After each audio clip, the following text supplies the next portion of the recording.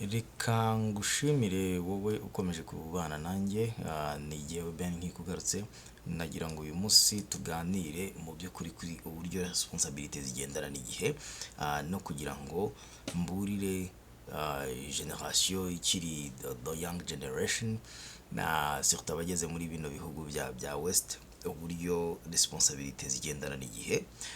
Hopefully ko biguha intekerezo z'uburyo umuntu agomba kwitwara uko ibihe bigenda bibindi. Okay, so nizere ko mwabonye video zanjye zabanje aho nagiye mvuga uburyo umuntu ashobora kwiteganyiriza ibyo umuntu akenera mu buzima kugira ngo abashe kugendana na inflation, abashe kugendana na needs z'ubuzima. Uyu munsi rero nagira ngo mbaganirize ku bintu bigendanye na responsibility bitewe n'igiciro cy'ubuzima umuntu agezemo. Hopefully nizere yuko tujya kurangiza ino video hari ikintu wizemo. So uyu munsi rero ikintu ushaka kuvuga ni iki. Responsibility zigendana n'igihe kubera yuko iyo ni intekerezo, donc ni intekerezo igendana n'uko umuntu yakiri muto aba afite aba nta gihe yigeze agira cyo kwakimiratinga ubutunzi. Noneho uko agenda akura yagombye kuba yakimiratinga ubutunzi, ariko noneho iyo akiri muto aba afite liste z'ibibazo byinshi. Murumva ku bantu, tekereza wowe ugeze muri bino bihugu bya Burayi na Amerika, waravuye mu Rwanda ufite akazi gasanzwe ariko ugira utubazo dutuma wikopesha, uguza amafaranga, ugira gute, nta kintu kibi kirimo muri ibyo ngibyo. Ariko impamvu ibitera nuko umuntu aba adafite opportunity zimwinjiriza mu gihe donc kenshi. Rero iyo ageze muri bino bihugu akorera amafaranga menshi yikubye nk'inshuro sinzi uko wazitekereza ayo yakoreraga akiri hari iwacu muri Afurika. So rero ibyo ntago biza gusa nta dépense, bizana dépense, ndetse bizana dépense ku buryo butungurana. Noneho ugasanga bishobora no gutera ibibazo donc depression. Ariko izo responsibility rero nizo ngira ngo nkuganirize, noneho bishobora kugufasha kumenya uko ushobora kwitegura muri 2024 ukabasha kumenya uko ugendana uko ubuzima bwawe bugeze muri span y'ubuzima bwawe na lifestyle ya. Okay, so ndashaka guhumuriza umuntu ukigera inaha umaze mu kwezi kumwe, 2, 3, 4 yuko nta hantu mu by'ukuri utandukaniye cyane n'umuntu umaze imyaka 10 hano 20, uretse ko umuntu ngewe na n'undi muntu bakurusha ibibazo baba baragiye bahura nabyo. Uburyo bagenda babikemura nibyo bidetermina, nibyo bivuga niba hari icyo bageraho cyangwa se ntacyo bageraho. Rero ugeze hano ukamara ibyumweru 2, ukamara kwezi, ukabona social security card, ukabona permis de travail kwemera gukora, uratangira ugakora kubera ko minimum wage, minimum y'amafaranga abantu bakorera muri bino bihugu namwe. Umuntu umaze imyaka 10 yakora mu ruganda, nawe umaze amezi 5 ugeze aha, usanga birashoboka ko abashobora nko kuba kurusha $1 ryisumbuye, ariko muhamuhembwamo. Niba uruganda ruhemba 20 ku isaha, nawe ura jumping in bahita bagutangiza 20 cyangwa se 18, 19 aho ngaho. Ushobora kumva rero uvuye hariya iwacu ubaho ku mushahara mutoya, nubwo ibibazo biba atari byinshi cyane, biba ari byinshi ariko amafaranga umuntu abahembwa ntago abahagije, uhize utangira guhembwa za miliyoni. Nkunda kubyita gukirigita ifaranga. Urumva ugakirigita $1 ryinshi, biragoye guhita utekereza ko ari amadolari azagenda nka nyombere agiye mu buryo butandukanye. Na niyo mpamvu nifuza ko ukurikira ino video kugira ngo utaza ku missing a point. So iyo umuntu akigera ahangaha hari ibintu biba bimutegereje atazi ko bimutegereje, nyamara iyo arebye neza, aramutse yitegereje, ashobora gusanga biriya bintu bimutegereje ari na dépense zikomeye zizabasha guhita zifata ya mafaranga yose yakoreye zikayayungurura zikajyana nk'umuriro utwika ibyatsi. So iyo ugeze hano ufite imyaka 23, 24, 25 ukabona kariya kazu kari hariya ugahita ugacirira ukabura kikopesheje, imodoka nziza ukabura yikopesheje, ibintu byose twari dufitiye inzara turi iwacu ukabigera aha ngaha ugahita utangira kubigura, ugahita utangira kubarira ku mushahara ukorera hariya mu ruganda, none ukajya kuri college ukiga. Amafaranga yo mu ruganda nayo muri college ntatandukana, uretse ko n'icyubahiro ntigitandukana, uretse gusa mu mutwe kubera ko hari ibintu uba wize, ariko imuhira hari igihe uba udatandukanye n'umuntu witwarira taxi mu muhanda n'ibibazo umuntu agira. So akenshi abantu bize cyane bafata risque zibagira abakene, kuko umuntu uzi neza ko nta bintu by'amashuri yagiyemo, nta nubwo ashaka kuririra ibya mirenge cyangwa ngo ashake kuzamura standard z'ubuzima. Umuntu wize cyane yibagirwa ko nta mushahara urenze cyane yagiye gukorera uretse ubwenge, agahita azamura standard z'ubuzima bugahita burusha amafaranga yinjiza mu rugo. Ibyo rero iyo ubishyize mu nzagihe ni ibintu bishobora kugira ingaruka mbi cyane kuri wowe n'abawe. So kumenya rero standard urimo, ukamenya tax bracket yawe, ukanamenya dépenses zawe, ni ibintu biri très important mu buzima n'igihe uzamara hano kuri iyi si, ndetse cyane cyane muri kino gihugu, kuko ibyo ukora bigira ingaruka kuri wowe n'abana bawe n'umuryango wawe n'umugabo wawe n'umugore wawe n'umuryango wawe muri rusange. So nkomeje muri ya rugero, uyu muntu ugeze hano ari umujene, reka tuvuge ko ari abajene marié cyangwa se akaba ari single, wakwimariya hano wajya gushipinga, uko biri kose uba ushobora ufite amahirwe yo kuzayibana n'umuntu. Uwo muntu rero either hari amafaranga yakoreraga cyangwa ntayo yakoreraga, nawe hari ayikorera cyangwa ntayo ukorera. Iyo muhuye muzana buri wese azana ibibazo bye n'undi akazana ibibazo bye.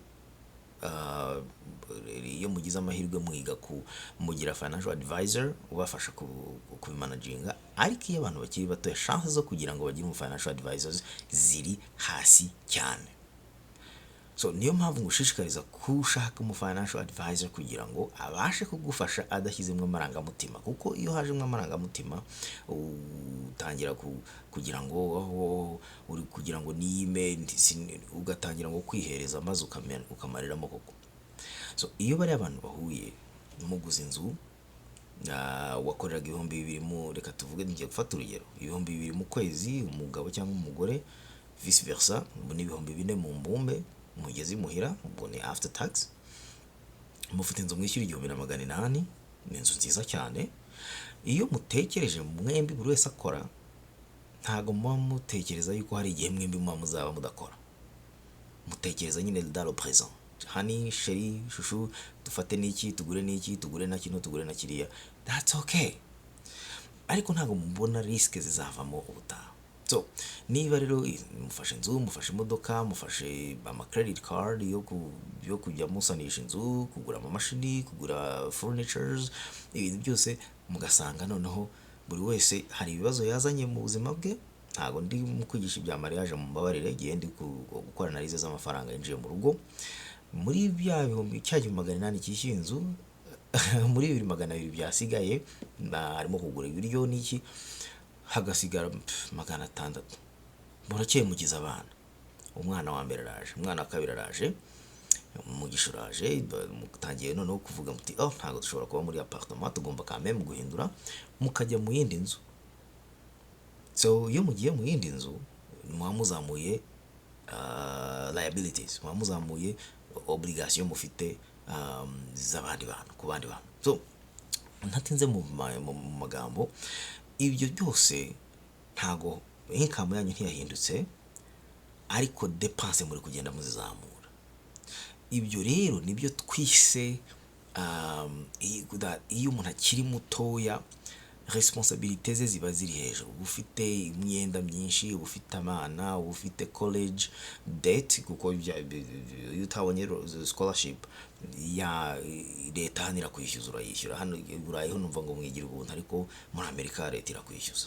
Ndacyari kwishyura student loans nigiyeho. So ibyo byose nugashyiramo no mu partenaire wawe nawe niba yaratse inguzanyo nawe aratangira akishyura college. Imodoka uko ipfuye donc mukayikoresha nyuma y'imyaka 5 mukayihindura mukagura indi. Ibyo ni ibintu biri inevitable kuko murazikeneye kugira ngo mujye mu kazi, ariko noneho ukibagirwa ngo ese ko turuzi hari ibibazo bisanzwe normalement, ibibazo bisanzwe. Nagira nkwibutse ikintu kimwe, buriya nshobora kukubwira ko mayeho imyaka runaka, amezi runaka, iminsi runaka, ibyo nabayeho mu dalo passé, ariko sinshobora kwicara hano ngo nkugarantise mu kuri kose kwambaye ubusa ko ejo nzaba nkiriho.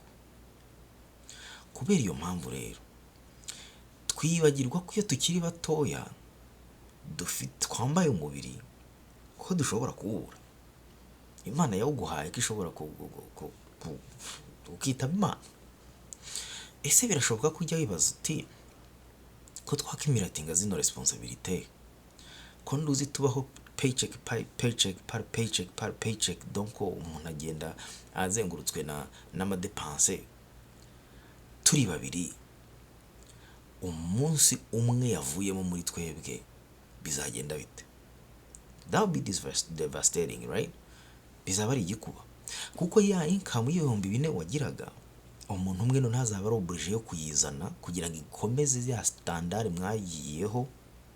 Mwaryaga inyama ku wa mbere, mukanywa amata ku wa kabiri, mukarya umutsima ku wa gatatu, mukarya ibishyimbo ku wa kane, mukarya urushyibo ku wa gatanu. Ibi byose bigomba guhinduka kubera ko income imwe niba yarazanaga 2 ukazana 2 yacitsemo, usigaranye 2 gusa kugira ngo bihanduringe dépenses zingana n'ibihumbi 4. Ibyo rero ni ikibazo gikomeye, ni equation ikomeye. Ese bigende bite? Aha ni hahandi abantu bakiri batoya mu myaka 25 30, mu myaka 5 maze muri Amerika, imyaka 5 ntabwo ihagije kugira ngo ube wakimiratinza amafaranga azagutunga mu gihe muba umwe yabavuyemo. Ahubwo nakubwiye yuko responsibilities ziba ziyongereye n'amademande yiyongereye ku buryo twagomba gusagura unadushyira ku ruhande, natwo tugenda tuba depleted, tugenda dushira. Bigasaba rero ko ukora strategy, strategizing kugira ngo ubashe gusurvive, ubashe kwirengera kabiri, ubashe kuramuka undi munsi. Rero icyo kintu ni ikintu abantu bakiri batoya tudatekerezaho, ariko nyamara kitwafekta. So niyo mpamvu nshaka yuko umugore n'umugabo tukiri batoya, musore musiribateri, mukobwa musiribateri, utekereza hakiri kare ukavuga uti umuntu uzaza mu buzima bwanjye bizongera ibibazo cyangwa bizabigabanya. Kubigabanya no kuvuga iki? Niba nabagaho ku $2,000 nawe akabaho ku $2,000, ese tubeho ku 4,000 cyangwa twembi dukombine tubeho ku 3,000 dusagura 1,000? Iyo ni solution. Ariko noneho ni muhita muvuga ngo dukeneye iki, hani dukeneye nakira, hani dukeneye nakiriya, birengeje wowe ukibona mu ndorerwamo ya income za mugenzi wawe, nakibona mu ndorerwamo ya income zawe, muzazamura responsibility na lifestyle mudashobora kwa affordinga. Ibyo rero bizaafecta ubuzima bwanyu kubera yuko mudashobora kubaho mu managinga income yanyu. Muri 2024 rero icyo nakwifuriza nuko ubasha kurivisita uburyo ukora budget yawe, hanyuma ukayishyira munsi ya income yawe ku buryo ugira n'icyo usagura gishobora kukurengera mu gihe hari loss of life, mu gihe ubuzima bumwe bushobora kuba bubuze. So ibyo shaka kuvuga ni iki rero? Mu gihe ufite za responsibility, iyo nzu nta nubwo mwayatse muri babiri, bayibandikaho mwembi, ntabwo bashobora kuyandika kuri umwe, kereka iyo wimariye n'umuntu usanzwe ayifite. Ntabwo wambwira ko wayishyuye muri iyo myaka 5 kandi batanga loan z'imyaka 30 cyangwa 15. Ni ukuvuga iki? Ni ukuvuga ngo umwe naramuka apfuye azaba asigiye undi ibibazo bingana na bya ya myenda musanzwe mufite n'aya makredi musanzwe mufite, niwe wenyine uzabyikorera. Wafashe umwanya ugashaka financial advisor, hanyuma mugashaka quote ya assurance. Mwamara kuyishaka ushobora kumpamagara, ushobora kugufasha. Noneho mugashyira n'amasezerano na company, mukayibwira muti turi guharanira kubaho, nituramuka tutabayeho umwe agapfa prematurely, hari n'abagwa muri accident bakagenda bose, God forbid, ni akagira tujye tubaho kuramba, ariko iyo ni reality. Iyo dufunguye televiziyo tuba tubona abantu bakoze accident, abantu bagize bate, abarashwe, abagize bate. Kuva nazagiye muri Amerika maze kumenya impfu z'abantu bakiri batoya benshi. Ibyo rero ntago mvuze yuko nanjye uzansiga, cyangwa nawe nzi mugenzi wanjye inshuti yanjye bizagusiga. Abo twakoranaga bamaze gutabaruka. Ibyo that's very scary. So ibyo rero nibigaragaza ko byagombye kugufungura umutima n'amaso kugira ngo ubashe gutekereza uguti, nubwo bwose uyu muntu atagaruka, nubwo nanjye ntagaruka, niki naba nsigiye umugore wanjye n'abana banjye ku buryo batajya kuberabera namaze kubura ubuzima. Icyo gisubizo nukimara kugisubiza ugasanga nta gisubizo ufite cyangwa se uragifite, niba ugifite great, niba ntacyo ufite ugomba kumpamagara. Hanyuma rero reka tuvuge yuko Imana ibarinze muvuye mu gihe cy'ubutoya, mugize 30, 40, 50, 60, 62 na 65. Aho social security mwakoreye babagiye mugenda muyatanga muri tax zikiking in. Mwibuke yuko mwagendaga muri livinga paycheck by paycheck. No kuvuga niba muri livinga paycheck imyaka 5, 10, chance nuko no mu yindi myaka 10 muzaho paycheck by paycheck. Chance nuko mu yindi myaka 20 isigaye muzaho paycheck by paycheck. Umuntu wari ufite imyaka 30, mu yindi 30 bazaba bakora, bazaho paycheck by paycheck. Bishatse kuvuga yuko nta mafaranga bazaba bafite muri investment, nayo bazaba bafite muri 401k n'ayandi bakura ko ku kazi ntago azaba ahagije, kuko bari amafaranga babakuraho ntago bari menshi aruta ayo abatunga. So bivuga yuko muzamufite makeyo. Okay, so birasaba rero yuko uba nanone ufite investment ihagije kugira ngo za responsibility umunsi zagabanutse. Donc mu myaka 60 wagombye kuba ufite imyaka 30 yo kuba warakimiratinze wealth. Noneho abana bazaba bari mariye, inzu watse, uzaba umaze imyaka 30 yishyura, hopefully uzaba warayishyuye. Iyo utarayishyura kubera ko interezo zigenda buri munsi, zikura buri munsi, iyo utarayishyura murongera mukarevisita mbere yuko baza bakayigurisha bakayiteza. Niyo mpamvu kwishyura minimum ku mwenda buri gihe ari ikosa rikomeye. Bagushyira kuri minimum kugira ngo bagufashe kubona umwenda, ariko it's up to you. Ni wowe ufite responsibility zo gukarikira ukavuga utese ko bamaye mwenda wa miliyoni w'ibihumbi 300 nzaba ndangije kwishyura mu myaka 30. Guess what? Harimo na intere baba batakubariye kandi zigomba kwiyongera. Rero bisaba yuko ugomba kwishyura more than minimum kugira ngo ubashe gutakoringa iriya big loan. So ku myaka 60 rero wagombye kuba abana bari mariye, bari muri za 30 ans, izo nzu zarayishyuwe, college wamaze kuyimaramo. Ibya bintu byose byagutwaraga amafaranga byagombye kuba byaragabanutse ku buryo za income wagiye ugira over period of time zagombye kuba zaragabanutse. Bishatse kuvuga rero yuko wagombye kuba nawe utagikeneye ya assurance twavuze haruguru, kuko ya assurance yari protection of income. Ya assurance yari kuvuga ngo ndamutse nitabye Imana prematurely, nyabuna muzahe umuryango wanjye iki kuko ari byo uruhira n'ubundi. Ariko se udapfuye wagombye kuba ufite amafaranga in place azagufasha kugira amasaziro meza. So niyo mpamvu rero wowe ugeze hano muri iyi minsi wagombye kubikora byombi. No gushaka science hakiri kare, warangiza gushaka science ukanafashaka investment account zirimo ibice bitatu, nazo nabikubwiraho. Harimo emergency, hakaba mid term na long term. Ibyo ngibyo nibyo bizagufasha kugira ngo ubeho utuje, ubeho udafite stress. It's okay ko ushobora kubaho paycheck by paycheck, ariko wakoze iby'ingenzi byose. Ukwezi kukajya kujya gushira nawe usigaranye zero, balance sheet ari zero, debiting na credit, that's good. As long as wamaze gupredictinga, donc wamaze kudefinisa ko future yawe uzaba ufite amasaziro meza. Kimwe mu bimwe umuntu ashobora gukora ni ukunganira income ufite, ugakora ibindi bintu ku ruhande. Abantu bagura ama mortgage, bajya muri Airbnb, bagura ama appartement, bakora side hustles, bagatwara Uber. Great, ibyo byose ni byiza, ariko noneho biba byiza kurushaho iyo uri kubikora kugira ngo uteganye hazaza, atari kubikora kugira ngo uhite uyakonsoma shira.